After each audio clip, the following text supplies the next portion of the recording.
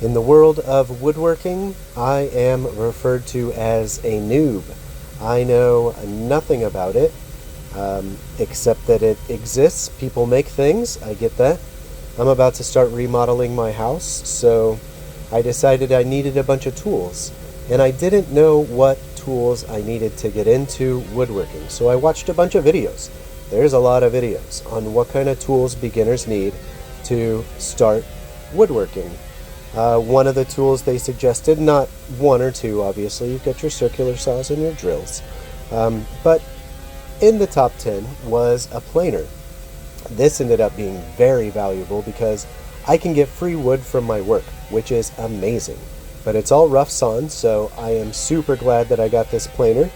I don't have a jointer because I don't have room, as you can tell, but I can build a sled for my table saw so that I can joint some wood.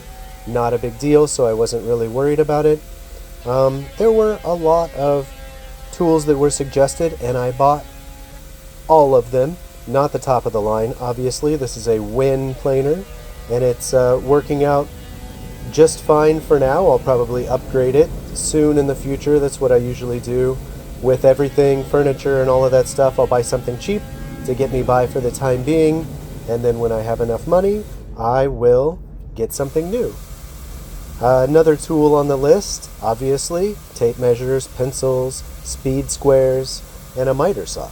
I already had a miter saw and tape measures and pencils. I got this really cool flat tape measure that I really like because I don't have to bend it over to make the marks for my cuts. But these are good things to have, definitely on the list of things that the professionals say beginners need. I bought all of these things as well. Of course, I already had a drill, but I got an impact driver. I didn't get the combo because originally I just bought a drill. I didn't even know what an impact driver was. You've got your bits. I already had a couple of boxes of bits. I got these countersink bits. I got clamps. Everybody's like, you need to get clamps. These ones I already had, but I bought a few more. F-style clamps. I got these countersink bits so that I could hide some screws. These were all on the list, so I bought these as well. Very happy with all of my purchases. They are fantastic. The guys that I watched on YouTube to figure out what I needed were a huge help. Shout out MWA Woodworks, Tamar 3x3.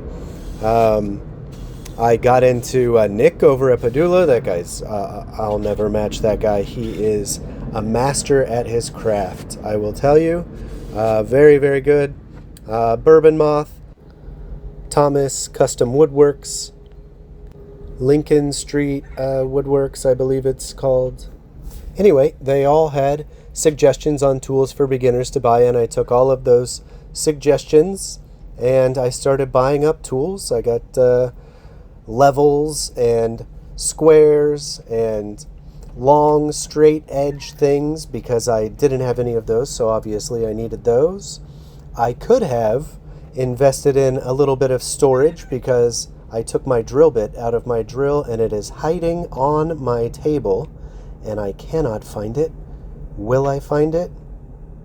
Will I? Ah, there it is. Found it. Back to work.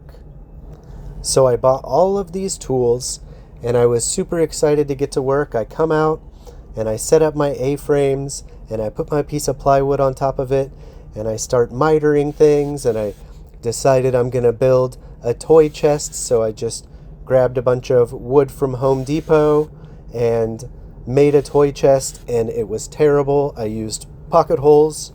It wasn't great. I put the pocket holes too close to the edge, and when I went there for the round over with the router, it dug right into that groove for the pocket hole and completely messed it up. So I decided, since my wife wanted it painted anyway, to go ahead and use drywall mud on it. That was a terrible idea. The drywall mud did not stick to the wood, and so now my toy chest is sitting out in my storage unit because I don't want to throw it away, but I don't want to keep it. So I'm kind of stuck on what I'm going to do with that. Maybe I'll break it down and use those pieces to make something else. Maybe I'll do something with the top. I really liked the way the top turned out. I had some 45-degree angles in there I was practicing, and butting everything together.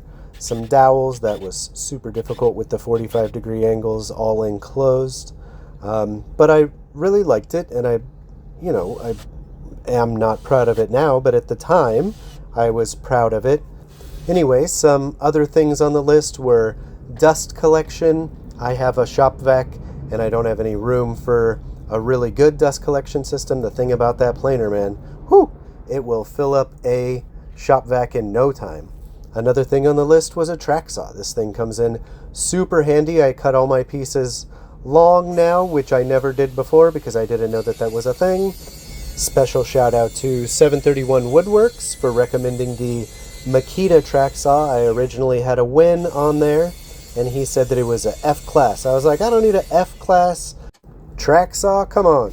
So I splurged, spent $600 on that guy, turned my what was it, $2,500 originally. I ended up going up to $3,500 with all of the tools that I ended up buying. People were like, yeah, definitely need a router. So I got a router. I got these bits that are on the table there, just a basic set of Bosch bits. They're pretty nice, good for some chamfers, some roundovers, and maybe some dados or dovetails here in the very near future. I'm gonna build something that's gonna require some big dados, so that's gonna work out this trim router. They said plunge routers and fixed base routers and all of these things, but my budget was already getting up there, so I was like, well, let's save some of these things for the future. I've already got a list of other things that I need. So another thing on the list was sanders. I didn't have a sander, I don't think, so I got the DeWalt sander. I heard good things about this one.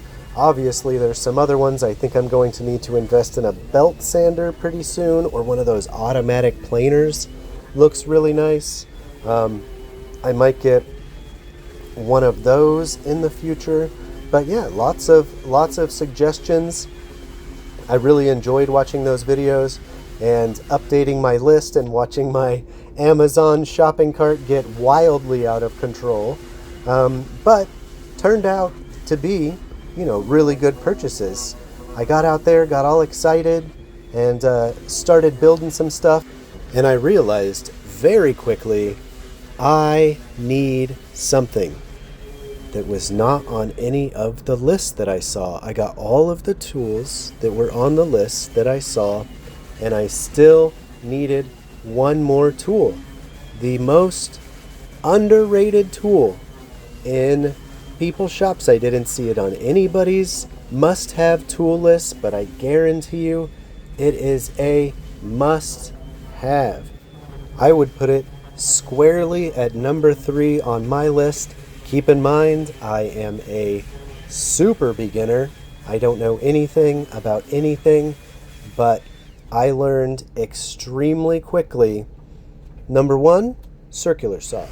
Number 2, drills of some kind. And number 3, the most forgotten about tool, the tool that I did not see on anybody's list, but completely essential to woodworking.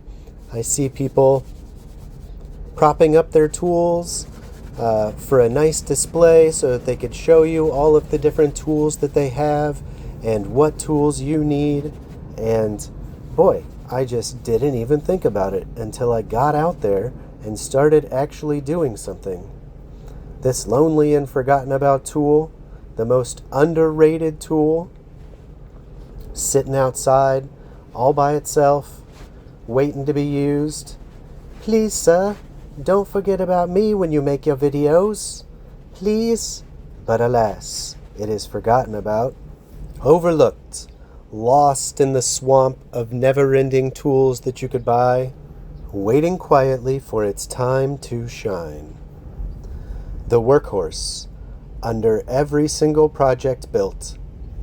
When someone comes along and realizes there's a void in the videos, there is a tool that is necessary. That tool?